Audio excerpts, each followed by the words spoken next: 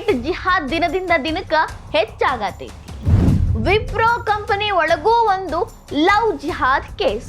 ಅಲ್ಲಿ ನಿಧಾ ಖಾನ್, ಇಲ್ಲಿ ಶಾಹೀನ್ ಶೇಖ್. ಕಂಪನಿ ಬ್ಯಾರೆ ಬ್ಯಾರೆ ಆಗಿದ್ರು ಇಬ್ಬರದು ಗುರಿ ಒಂದೇ, ಹಿಂದೂ ಹುಡುಗಿರ್ ಟಾರ್ಗೆಟ್. ವಿಪ್ರೋ ಅವ್ರಿಗೆ ಕಂಪ್ಲೇಂಟ್ ಮಾಡಿದ್ರು ಕೂಡ ಆಕ್ಷನ್ ತಗೊಳ್ಳೋ ಬದಲು ಅವರನ್ನ ಕೆಲಸ ಬಿಟ್ಟು ಹೋಗಂದಿದ್ ಯಾಕ? ಈ ಕಾರ್ಪೊರೇಟ್ ಜಿಹಾದ್ಗ ಇನ್ನೂ ಅದೆಷ್ಟು ಮಹಿಳೆಯರು ಬಲಿ ಆಗ್ಯಾರು. ನಾಸಿಕ್ನ TCS ಕಂಪನಿ ಆದ್ಮೇಲೆ ಈಗ ಪುಣೆಯ ವಿಪ್ರೋ ಕಂಪನಿ ಒಳಗ ಕಾರ್ಪೊರೇಟ್ ಜಿಹಾದ್ ಸದ್ದು ಕೇಳತೈತಿ. ಅಂದ್ರ ಕಾರ್ಪೊರೇಟ್ ವಲಯದಾಗ ಲವ್ ಜಿಹಾದ್ ಯಾವ ರೀತಿ ಮನಿ ಮಾಡೈತಿ ನೋಡ್ರಿ. ನಿಧಾ ಖಾನ್ ಎಚ್ಚರಿಂದಾಗಿ ಸಾಕಷ್ಟು ಹಿಂದೂ ಹುಡುಗಿಯರ ಮೇಲೆ ಅದೇನಾಗಬಾರ್ದು ಅದೆಲ್ಲ ಅನ್ಯಾಯ ನಡೆದು ಹೋಗಿತ್ತು. ಕಡೆಗ ಯಾರೋ ಒಬ್ರು ಧ್ವನಿ ಎತ್ತಿದ್ದಕ್ಕಾಗಿ TCS ಒಳಗ ಅದೆಷ್ಟು ದೊಡ್ಡ ಜಾಲ ಹರಡಿತ್ತು ಅನ್ನೋದು ಹೊರಗೆ ಬಂತು. ನಿಧಾ ಖಾನ್ ಅರೆಸ್ಟ್ ಆದ್ಲು. ಆಕೆಗೆ ಸಹಾಯ ಮಾಡಿದ ರಾಜಕೀಯ ಕೈಗಳು ಕೂಡ ಈಗ ಜೈಲೊಳಗದಾವ. ಅದಿನ್ನೂ ವಿಚಾರಣೆ ನಡೀತಿರ್ಬೇಕಾದ ಸಂದರ್ಭದಾಗ ಪುಣೆಯ ಪ್ರತಿಷ್ಠಿತ ವಿಪ್ರೋ ಕಾರ್ಪೊರೇಟ್ ಕಂಪನಿ ಒಳಗ ಮತ್ತೊಂದು ಕಾರ್ಪೊರೇಟ್ ಜಿಹಾದ್ ಕೇಸ ಕೇಳಿಸಿ ಬಂದೈತಿ. ವಿಪ್ರೋ ಕಂಪನಿ ಯಾರಿಗ್ ಗೊತ್ತಿಲ್ರಿ? ಇಡೀ ಭಾರತದಾದ್ಯಂತ 2026 ಅಂಕಿಅಂಶ ನೋಡೋದಾದ್ರ 2 ಲಕ್ಷಕ್ಕಿಂತ ಹೆಚ್ಚಿನ ಮಂದಿ ಅಲ್ಲಿ ಕೆಲಸ ಮಾಡಕತ್ತಾರು. ಪುಣೆಯ ವಿಪ್ರೋ ಕಂಪನಿ ಕೂಡ ಸಾಕಷ್ಟು ಹೆಸರು ಮಾಡಿತ್ತು. ಕೆಲವೊಬ್ಬರ ಕನಸಾಗಿತ್ತು ವಿಪ್ರೋ ಕಂಪನಿ ಒಳಗ ಕೆಲಸ ಮಾಡಬೇಕು ಅಂತ ವಿಪ್ರೋ ಕಂಪನಿ ಒಳಗ ಲವ್ ಜಿಹಾದ್ಗ ಬಲೆ ಬೀಸಿದ್ರು ಅಂದ್ರ ನಂಬಬೇಕು ನೋಡ್ರಿ.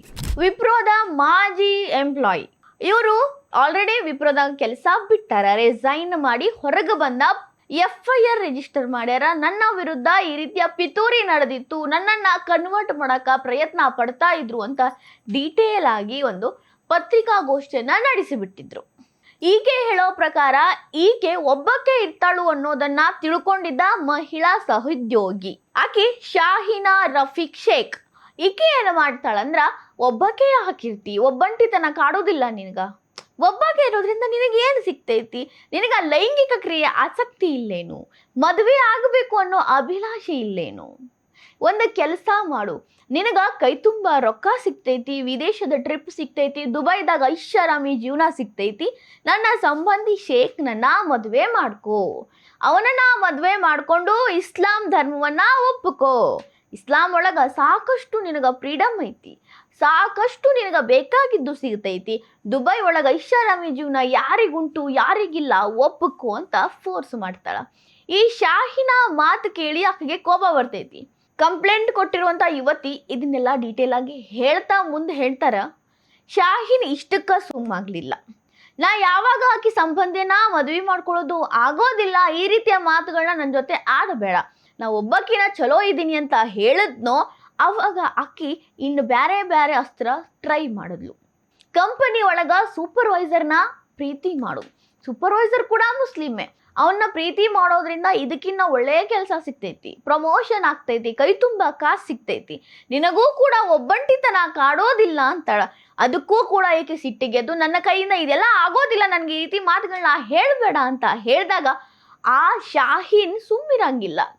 ಕೊನೆಗೆ ಅಟ್ಲೀಸ್ಟ್ ಲಿವಿಂಗಲ್ಲಿದ್ರೆ ನಿನಗೇನು ಪ್ರಾಬ್ಲಮ್ಮಾ, ನಿನಗೆಲ್ಲ ರೀತಿಯ ಸುಖನೂ ಸಿಗ್ತೈತಿ, ಕೈ ತುಂಬ ಕಾಸು ಸಿಗ್ತೈತಿ, ಇಸ್ಲಾಂ ಧರ್ಮಕ್ಕೆ ಬರೋ ಅವಕಾಶ ಕೂಡ ಸಿಗ್ತೈತಿ, ಅಲ್ಲ ಹಂಗ ಯಾರನ್ನು ತನ್ನ ಕೋಮೆಗೆ ಕರ್ಸ್ಕೊಳ್ಳೋದಿಲ್ಲ, ನಿನ್ನ ಮೇಲೆ ಕಣ್ಣು ಬಿದ್ದೈತಿ ಅಂದ್ರ ಪುಣ್ಯವಂತೆ ಅಂತ ಸರಿಯಾಗೇ ಬ್ರೇನ್ ವಾಶ್ ಮಾಡಕ ಕುಂತಿರ್ತಾಳ.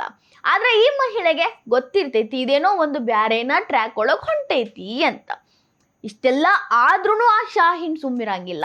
ಶಾಹೀನ್ ಆ ಮಹಿಳೆಯ ನಂಬರನ್ನ ಇಡೀ ಅವಳ ಖಾನ್ದಾನ್, ಅವಳ ಧರ್ಮದ ಎಲ್ಲರಿಗೂ ಕೊಟ್ಟು ಬಿಡ್ತಾಳೆ, ಆಕೆಗೆ ಪರಿಚಯ ಇರೋವರಿಗೆ. ಮತ್ತೆ ಆ ವಿಪ್ರೋ ಕಂಪನಿ ಒಳಗೆ ಈಕೆ ಸಪೋರ್ಟ್ ಇರೋ ಎಲ್ಲ ಇಸ್ಲಾಂ ಧರ್ಮದ ಮನುಷ್ಯರಿಗೆ ಕೊಡುತ್ತಾಳೆ. ಅವರೆಲ್ಲರೂ ಹೊತ್ತಿಗೆ ಈ ಮಹಿಳೆಗೆ ಕಾಲ್ ಮಾಡಕ್ ಶುರು ಮಾಡ್ತಾರೆ. ನನ್ನ ಜೊತೆ ಒಂದಿನ ಇರು, ಒಂದೇ ಒಂದು ನೈಟ್ ಇರು, ಇಷ್ಟಕ್ಕೆ ಬರ್ತೇನ್, ಅಷ್ಟಕ್ಕೆ ಬರ್ತೇನ್, ನಿನಗೆ ಏನೇ ಆಗಿದ್ರು ಪರವಾಗಿಲ್ಲ, ಅದೆಂಥದ್ದೇ ರೋಗ ಇದ್ರೂ ಪರವಾಗಿಲ್ಲ, ನಾನು ಮದ್ವೆ ಮಾಡ್ಕೋತನು, ಜಸ್ಟ್ ನೀನು ಇಸ್ಲಾಮನ್ನ ಒಪ್ಕೋ ಅಂತ ಮತ್ತ ಬ್ಯಾರೆದವರು ಕಾಲ್ ಮಾಡಕ್ ಶುರು ಮಾಡ್ತಾರೆ. ಇದೆಲ್ಲ ನೋಡಿ ಬೇಸತ್ತ ಮಹಿಳೆ ಏನಪ್ಪ ಮಾಡೋದು ಅಂತ ಮ್ಯಾನೇಜ್ಮೆಂಟ್ಗೆ ಹೋಗಿ ಕಂಪ್ಲೇಂಟ್ ಕೊಡ್ತಾಳ. ನನ್ನ ಕೈಯಿಂದ ಆಗಾಕತ್ತಿಲ್ಲ, ಇಷ್ಟೆಲ್ಲ ತೊಂದರೆ ಆಕತ್ತಾವ, ನನ್ನ ಹತ್ರ ಕಾಲ್ ಹಿಸ್ಟ್ರಿ ಐತಿ, ಅವ್ರು ಮಾಡೋ ಟೈಮಿಂಗ್ಸ್ ನೋಡ್ರಿ, ಅವ್ರು ಮಾತಾಡೋ ಮಾತುಗಳನ್ನು ಕೇಳ್ರಿ, ಒಂದು ಹೆಣ್ಣು ಮಗಳ ಜೋಡಿ ಅಸಭ್ಯವಾಗಿ ನಡ್ಕೋತಾರ. ಇದಕ್ಕೆಲ್ಲ ಮೂಲ ಕಾರಣ ಶಾಹಿನ್ ರಫೀಕ್ ಶೇಖ್ ಅಂತ ಹೇಳ್ತಾಳ. ಮ್ಯಾನೇಜ್ಮೆಂಟ್ ಅವರು ಇದರ ಬಗ್ಗೆ ವಿಚಾರಣೆಯನ್ನು ಕೂಡ ಮಾಡೋದಿಲ್ಲ. ಯಾಕ ಯಾರ ಏನೋ ಕೇಳೋದು ಇಲ್ರಿ. ಏನು ಮಾಡ್ತಾರೆ ಅಂದ್ರೆ, ನೀನು ರಾಜೀನಾಮೆ ಕೊಟ್ಟು ಹೋಗ್ಬಿಡು ಅಂತ ಅದೇ ಮಹಿಳೆಗೆ ಫೋರ್ಸ್ ಮಾಡ್ತಾರೆ.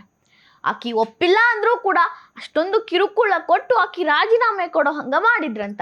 ಈಗ ಮಹಿಳೆ ರಾಜೀನಾಮೆ ಕೊಟ್ಟು ಹೊರಗೆ ಬಂದು ಧೈರ್ಯ ಮಾಡಿ ಪೊಲೀಸ್ ಕಂಪ್ಲೇಂಟ್ ಕೊಟ್ಟಾಳ. ಪೊಲೀಸ್ ಕಂಪ್ಲೇಂಟ್ ಕೊಟ್ಟ ಮೇಲೆ ಆ ಮಹಿಳೆ ಏನು ಮಾತಾಡಿದ್ರು ಕೇಳಿಸ್ಕೊ. मेरे साथ अप्रैल के महीने से शाहीना रफ़ीक नाम की एक लड़की जो मेरे साथ काम करती थी, मेरे अंडर काम करती थी, उसने मुझे बार बार धर्म चेंज करने के लिए और अपने मुस्लिम धर्म को अपनाने के लिए बार बार कॉल पे बोला है और बार बार मुझे ये कहती थी कि अगर आप मुस्लिम धर्म अपना लेंगी तो आपको पैसे भी अच्छे मिलेंगे, आपकी जो लाइफ बिखरी हुई है वो अच्छी हो जाएगी। और उसके लिए उसने मुझे रास्ता भी सुझाया था कि मैं सुपरवाइज़र्स के साथ रहकर शारीरिक संबंध बनाकर दुबई चली जाऊं। उसके बाद वो मुझे अपने शेख समाज के साथ जो कि कांटेक्ट में हैं उनके साथ में मेरी शादी करवा के और अच्छी ज़िंदगी जिसमें मुझे पैसा, गाड़ी, सोना सब कुछ मिले। ಹೇಳಿದ್ನಲ್ರಿ, ದುಬೈಗೆ ಹೋಗಿ ಶೇಖ್ ಜೊತೆ ಸೆಟಲ್ ಆಗಿಬಿಡು, ನಿನಗ ಇಸ್ಲಾಂಕಿನ್ನ ದೊಡ್ಡದೇನು ಸಿಗತೈತಿ ಅಂತೆಲ್ಲ ಬ್ರೇನ್ ವಾಶ್ ಮಾಡಕ್ಕೆ ಟ್ರೈ ಮಾಡಿದ ಶಾಹಿನ್ ಬಂಡವಾಳ ಬಿಚ್ಚಿಟ್ರು. ಇದಷ್ಟಲ್ರಿ, ವಿಪ್ರೋ ಕಂಪನಿ ಆಕೆಯ ಕಷ್ಟಕ್ಕೆ ಹೆಂಗ ಸ್ಪಂದಿಸಬೇಕಾಗಿತ್ತು, ಬಟ್ ಆಕೆಯನ್ನ ಕೆಲಸದಿಂದ ಬಿಟ್ಟು ಹೋಗಂಗ ಮಾಡಿದ್ರ ಬಗ್ಗೆ ಕೂಡ ಈ ಮಹಿಳೆ ಮಾತಾಡ್ಯಾರ. ಸೊಲ್ಯೂಷನ್ ಕೊಡೋ ಜಾಗದಾಗ ಕೆಲಸದಿಂದಾನೇ ಬಿಟ್ಟು ಹೋಗು ಅನ್ನುವಷ್ಟು ಕೆಟ್ಟ ಮನಸ್ಥಿತಿ ವಿಪ್ರೋಗೆ ಯಾಕೆ ಬಂತು? ಯಾರ ಪರವಾಗಿ ಕೆಲಸ ಮಾಡಬೇಕು ಅಂತ ಇಷ್ಟೊಂದು ಮಾಡ್ತು? ದೇಶದ ಗಡಿ ಆಚೆಗಿನ ನೆಟ್ವರ್ಕ್ ಇದ್ರೊಳಗ ಸೇರ್ಪಡೆ ಆಗೇತೇನು ಅನ್ನೋ ಅನುಮಾನಗಳನ್ನು ಕೂಡ ಈ ಮಹಿಳೆ ತೆಗೆದಿಡತ್ತಾರ. तब उन्होंने मुझे गैर मतलब दूसरे तरीके से बातों में फंसा के गलत सबूत और गलत इसके थ्रू मेरा मुझे फोर्सफुल रेजिग्नेशन के लिए मजबूर किया। वो भी एचआर भी जो थे वो भी मुस्लिम थे जो ये सब करे, और उसके लिए सारे विप्रो कंपनी ने साथ दिया है. ಈ ಮಹಿಳೆ ಒಬ್ಬಂಟಿಯಾಗಿಲ್ಲ, ನಾವು ಇವರ ಜೊತೆ ಇದ್ದೀವಿ ಅಂತ ಹಿಂದೂ ಜನಜಾಗೃತಿ ಸಮಿತಿ ಇವರ ಕೈ ಜೋಡಿಸೈತಿ. ನ್ಯಾಯ ಸಿಗೋವರೆಗೂ ನಾವು ಬಿಡೋದಿಲ್ಲ ಅಂತ ಪತ್ರಿಕಾಗೋಷ್ಠಿ ಒಳಗೆ ಅವರು ಕೂಡ ಮಾತಾಡಿದ್ರು. ಈ ಸಮಿತಿಯ ಮುಖಂಡ ಹೇಳ್ತಾರ, ಇದು ಪಾಕಿಸ್ತಾನದ ನಂಟಿರುವಂತದ್ದೇ ಇರಬೇಕು. TCS ಒಳಗ ನಿಧಾ ಖಾನ್ ಹೆಂಗೋ ಇಲ್ಲಿ ಈ ಶಾಹಿನ್ ರಫೀಕ್ ಶೇಖ್ ಹಂಗೆ. ಇವರೆಲ್ಲ ಮಾಡಾಕತ್ತಿರೋದು ಒಂದೇ ಕೆಲಸ, ಹಿಂದೂಗಳನ್ನ ಮುಸ್ಲಿಂ ಧರ್ಮಕ್ಕೆ ಕನ್ವರ್ಟ್ ಮಾಡಿಕೊಂಡು ತಮ್ಮ ಬೇಳೆ ಬೇಯಿಸ್ಕೊಳ್ಳಕತ್ತಾರ. ಇದನ್ನ ಪೊಲೀಸರು ಕಂಡು ಹಿಡಿಬೇಕು, ಮಹಾರಾಷ್ಟ್ರ ಸರ್ಕಾರ ಇದಕ್ಕ ಪೊಲೀಸ್ ಸ್ಟಾಪ್ ಇಡಬೇಕು ಅಂತ ಬೇಡಿಕೆ ಇಡಾಕತ್ತಾರ. शाहीना रफीक, उन्होंने बार बार धर्म परिवर्तन के लिए किसी शेख नामक अन्य लोगों से विवाह करने के लिए या इसके साथ साथ शारीरिक संबंध रखने के लिए फोन पे संभाषण किया, बार बार उसको फोर्स किया गया।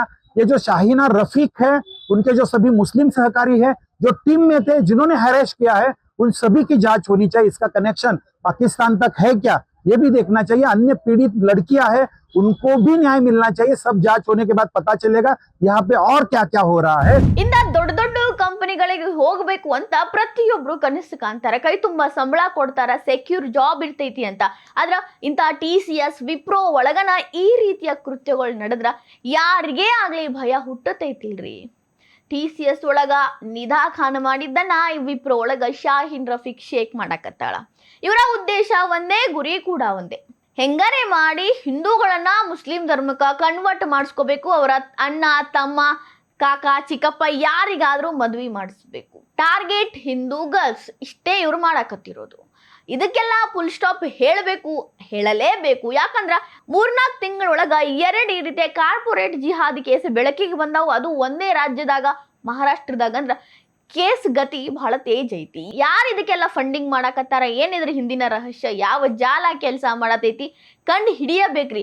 ಇಲ್ಲಾಂದ್ರೆ ಇನ್ನು ಯಾವ್ಯಾವ ಕ್ಷೇತ್ರದಾಗ ಯಾವ್ಯಾವ ರೀತಿ ಜಿಹಾದ್ ಬರ್ತೈತೋ ಯಾರಿಗ್ ಗೊತ್ತು.